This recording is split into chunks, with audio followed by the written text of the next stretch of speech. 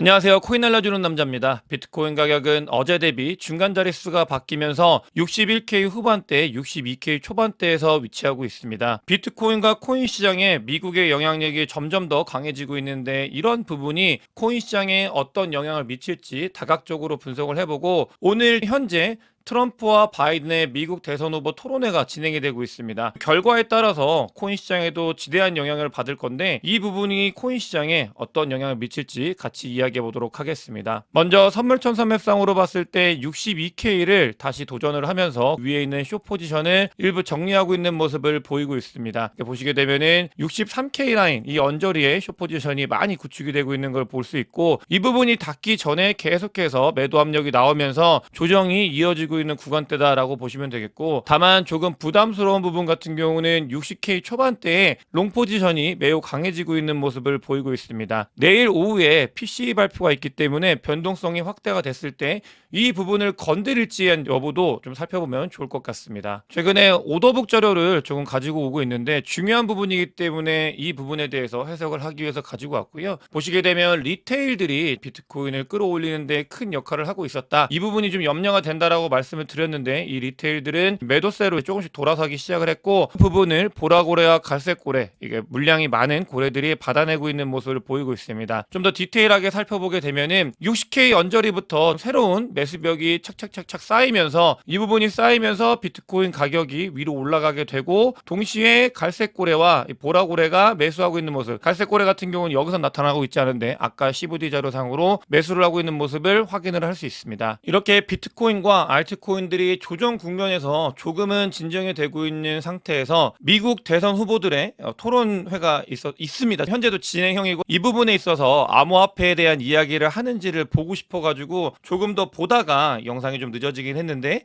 트럼프와 바이든의 토론회가 진행이 되고 있고 이 표정이 모든 걸 이야기를 하고 있다고 생각을 하고 있습니다. 트럼프 같은 경우는 이야기를 하면서 바이든 대통령이 무슨 이야기를 하고 있는지 본인도 사실 모를 것 같다, 이렇게 공격을 하면서 이야기를 하고 있는데 중요한 부분은 뭐냐면 이 토론회가 시작이 되고 나서 시장에서 바라봤을 때 트럼프와 바이든의 당선 확률을 트럼프는 폭등을 하고 있고 바이든은 폭락을 하고 있습니다. 바이든 같은 경우는 이 대선 토론회가 끝나고 나면은 조금 더 위기감을 가질 가능성이 있고요. 그래서 이런 부분들을 우리가 좀 종합적으로 봤을 때 바이든 같은 경우는 재선에 성공을 해야 되기 때문에 이렇게 좋지 못한 걸 돌리기 위해서는 자산 시장을 펌핑시키는 뭔가 유동성을 늘리는 이런 일들을 진행을 해야 될 것 같고, 트럼프가 만약에 당선이 된다고 하면 트럼프 같은 경우는 암호화폐에 대해서 너무나 긍정적으로 이어갔기 때문에 이 부분도 암호화폐 시장에 긍정적인 영향을 받을 수 있다. 3분기에 우리는 너무나 힘들고 조종장애고 아프지만 거시경제 상황이 금리 인하가 진행이 되기 전에 약간 흔들릴 수 있다고 말씀을 드렸던 건 지난 영상에서도 말씀을 드렸는데,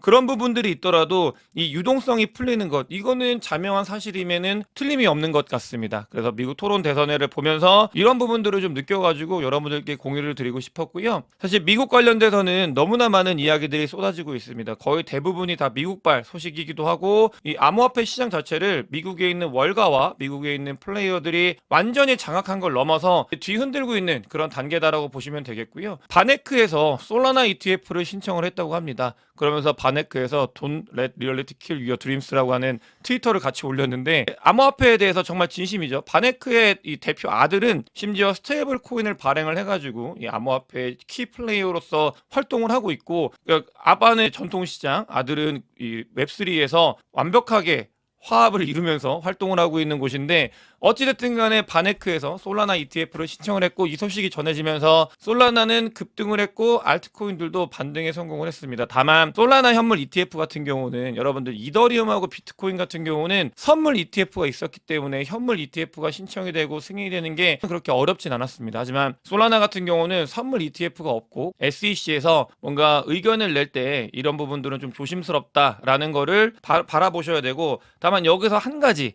암호화폐에 둘러싸고 있는 미국의 두 축, 바이든과 트럼프가 뭔가 스탠스가 바뀌고 있잖아요. 이 솔라나도 갑자기 어느 순간 뭔가 승인이 되거나 거래가 될 수 있는 가능성은 있다. 이런 것들을 전문가들도 이야기를 하고 있습니다. 그런 부분들을 보면서 어찌됐든 여기서 우리가 맥락을 봐야 되는 건 ETF가 승인이 된 걸 거절시키고 거부시키는 게 아니라 새로운 암호화폐들을 ETF로 점점 더 집어넣고 있는 미국의 움직임, 이런 변화의 흐름을 우리는 여기서 느껴야 된다. 이게 사실 가장 가장 중요한 부분이고, 미국은 암호화폐를 자기의 손아귀에 넣기 위해서 ETF를 정말로 적극적으로 활용을 하고 있다라고 보시면 되겠고요. 블랙록이 다시 뭔가 비트코인 현물 ETF에 군부를 떼기 시작을 했습니다. 비트코인은 지정학적 불확실성을 통화 리스크를 해지하는 수단이다, 이렇게 이야기를 하면서 비트코인이 그래서 좋다, 그래서 비트코인 현물 ETF를 사셔라 라는 심지어 광고를 하기 시작을 했습니다. 블랙록에서. 이런 부분들은 광고도 광고고 얘네들이 드리는 메시징도 메시징이지만, 이 암호화폐 시장, 특히 비트코인과 관련돼서 블랙록이 얼마나 진심이고 이런 부분들을 중장기적으로 보고 있는지, 미국의 소나기에서 암호화폐가 더 많이 놀아날 수밖에 없는 이유가 무엇인지를 보시면 되겠습니다. 어쨌든 블랙록은 이런 이야기를 하고 있고요. 사실 이야기의 중심에는 비트코인 현물 ETF를 블랙록에서 발행을 하고 비트코인 현물 ETF를 자기의 펀드 안으로 넣겠다라는 이야기를 말씀을 드렸잖아요. 근데 실제로 43,000개를 자기들의 펀드 안에 포트폴리오로 담고 있습니다. 이 말은, 그러니까 이걸 유기적으로 우리가 봐야 되겠죠. 블랙록은 비트코인 현물 ETF가 대흥에 성공을 하면서 자체로도 돈을 벌고 있는데, 비트코인 현물 ETF를 자기들의 펀드로 편입을 시키면서 이 펀드에 편입이 됐을 때 수익률 곡선 같은 경우는 과거의 자료를 통해서 주식 채권 비트코인, 채권 비트코인, 주식 비트코인이 있었을 때 가장 수익이 높은 게 무엇이냐 그러면 비트코인을 펀드에 포트폴리오로 담았을 때라고 말씀을 드렸고, 그 일들을 블랙록에선 진행을 하고 있고요. 근데 그런 와중에 비트코인 현물 ETF를 블랙록에서 군부를 떼기 시작을 했다. 이런 것들을 우리는 봐야만 하겠습니다. 거기에 비트코인뿐만이 아니라 이더리움 현물 ETF가 7월 4일부터 거래가 될 가능성이 있다고 말씀을 드렸는데, 갤럭시 디지털 같은 경우는 이더리움 현물 ETF가 진행이 되면 5달 안에 거의 한 10조 원이 되는 돈들이 이더리움 현물 ETF로 유입이 될 거다. 이 5달 같은 경우는 7월 달부터 시작을 하면 7, 8, 9, 10, 11, 11월 달까지 이어지는 건데, 이더리움 현물 ETF로 돈이 오게 되고, 이더리움 현물 ETF로 돈이 오게 되면 이더리움 가격 상승이 일어나게 되고, 이더리움 가격 상승이 일어나면 알트코인들이 좋은 모습을 보일 가능성이 있다. 이런 것과 연관이 되기 때문에 이더리움 현물 ETF가 승인이 되기 전에, 현물 ETF가 승인이 되면 비트코인 때도 그때 손바뀜이 일어나면서 조정 기간이 있었잖아요. 이런 부분들도 있지만, 저는 늘 말씀을 드리는데, 코인 시장에는 어찌됐든 간에 무언가 이슈몰이가 필요하다, 이런 측면에서 이더리움 현물 ETF가 진행이 되는 7월 4일 7월 달이죠, 공교롭게도. 그러면서 이 알트코인에 대해서 기대감을 가질 수 있지 않을까, 이런 부분들을 이 기사를 통해서 확인을 하고 있고요. 미국이 이 코인 시장, 암호화폐에 얼마나 진심인지, 이런 것들은 미국이 얼마나 자본주의의 끝에 가 있는지를 보면서 좀 많이 놀라고 있습니다. 마이크로 스트래티지 같은 경우는 유럽에는 이미 있어요. 세배롱 포지션을 잡을 수 있는 ETF가 있는데, 미국에서도 마이크로 스트래티지의 2배롱 포지션을 잡을 수 있는 ETF를 신청을 했다고 합니다. 이 이유는 뭐냐면, 마이크로 스트래티지는 비트코인의 가격 변동성보다도 더 큰 변동성을 가지고 있고, 이 변동성 같은 경우는 거래가 많이 발생하기에 유리한 조건입니다. 이걸 통해서 돈을 벌기 위해서 마이크로 스트래티지를 가지고 2배 롱 포지션의 ETF를 구성을 한다. 미국이 암호화폐와 코인 시장에 둘러싸고 있는 어떤 자산들도 그냥 두지 않는다라는 걸 여기서 확인을 하고 있고요. 너무나 많은 증거들이 미국이 얼마나 암호화폐 시장 자체를 가지고 놀고 싶어 하는지, 전통 레가시에 있는 금융시장보다 워낙 작기 때문에 여기서 해먹을 것도 많고, 또 자기의 손아귀 안에서 왔다 갔다 하게 할 수 있는 것도 많기 때문에 그만큼 진심으로 코인 시장을 바라보고 있다는 걸 우리는 확인할 수 있고요. 미국 연준에서 스트레스 테스트를 했습니다. 은행들 60개 넘는 은행들의 스트레스 테스트를 했는데, 대형 은행들 심각한 경기 침체에 대비가 되어 있다, 이런 결론을 냈어요. 근데 웃긴 건 뭐냐면, 은행이 파산을 하면 이미 2023년도 1월 달에 은행이 파산을 했을 때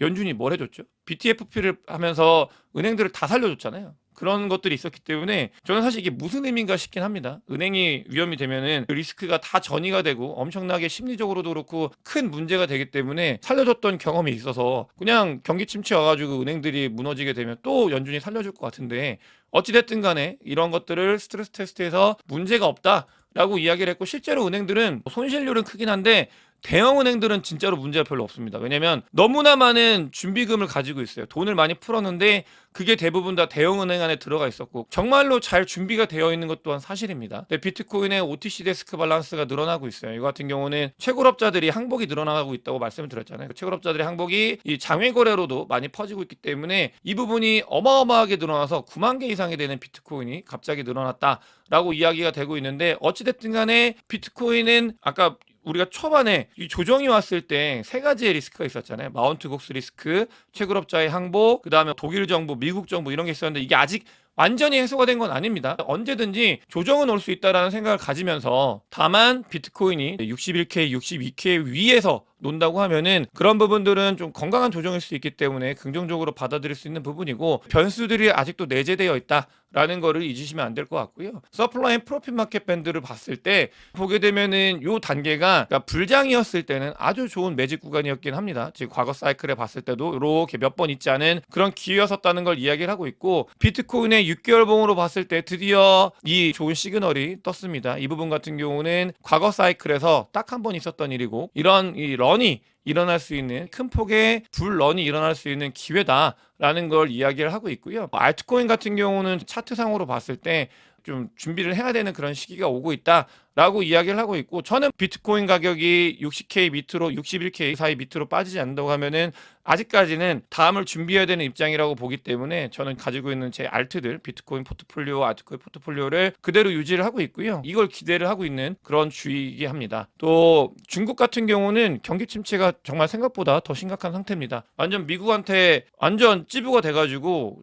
정말 좋지 못한데 그래서 중국은행에서 돈을 경기 부양을 하고 있다고 시작을 하고 있다라는 움직임이 보이고 있습니다. 이런 증거들이 나타나고 있어서 글로벌 유동성이 조금씩은 늘어날 가능성이 있다라는 걸 확인을 할 수 있고요. 만약에 글로벌 유동성이 확대가 되고 비트코인 가격이 정말로 이 가격대를 지켜주고 정말 여기가 마지막이라고 한다면 뒤에는 우리 과거 사이클을 봤을 때 아주 좋은 모습을 보일 수 있다. 라는 걸 확인할 수 있고 볼리비아 같은 좀 못 사는 나라들 같은 경우는 비트코인에 대한 채택이 늘어나고 있다. 이런 것들은 전체적으로 봤을 때 큰 그림으로 좋은 모습이기 때문에 일어나고 있고 한 가지 말씀을 드리고 싶었던 게 슈퍼 다이아몬드 핸드입니다. 이 월렛 같은 경우는 뭐냐면 이더리움을 단 한 번도 출금하지 않은 월렛이에요. 너무나 슈퍼 다이아몬드 월렛인데 얘가 FTX 사건이 터졌을 때 비트코인을 많이 모았었는데 최근에 또 비트코인을 많이 모으고 있습니다. 저점에서 잘 주우려고 노력을 하고 있는 이런 다이아몬드 월렛이 모아가고 있다. 라는 걸 볼 수 있고요. 비트코인 같은 경우는 조정이 오고 있고 알트코인들도 큰 폭의 조정이 와서 너무나 힘들지만 사이클상으로는 좋은 퍼포먼스를 내면서 잘 가고 있는 단계다. 라는 걸 우리는 확인할 수 있습니다. 정말 이 조정이 거의 마무리가 되어 가고 있고요. 많아봤자 한 달. 이렇게 볼 수 있는 그런 구간대에 접어든 건 아닌가 과거 사이클을 봤을 때 그렇게 보고 있고 솔라나 ETF가 갑자기 등장을 하고 이더리움 현물 ETF 같은 경우는 7월 4일 날 시장에 이슈를 몰이를 할 수 있는 그런 기회가 있을 것 같고 당장 내일 같은 경우는 PCE 발표가 있는데 이런 부분들이 시장을 조금은 좀 좋은 모습으로 끌고 갔으면 하는 바람이 있습니다. 너무 조정이 길어지고 있고 너무 많이 지쳐가고 있는 시기이기 때문에 그러면서 동시에 좋은 매집의 구간이기도 한 건데 어찌됐든 간에 이 안에서 정말 끝까지 살아남아서 플레이하시는 분들이 정말 좀 웃을 수 있게 좋은 장이 펼쳐졌으면 좋겠습니다. 오늘 영상이 도움이 되셨으면 구독과 좋아요, 많은 공유, 댓글, 큰 관심 부탁드리겠습니다. 영상 봐주셔서 대단히 감사합니다.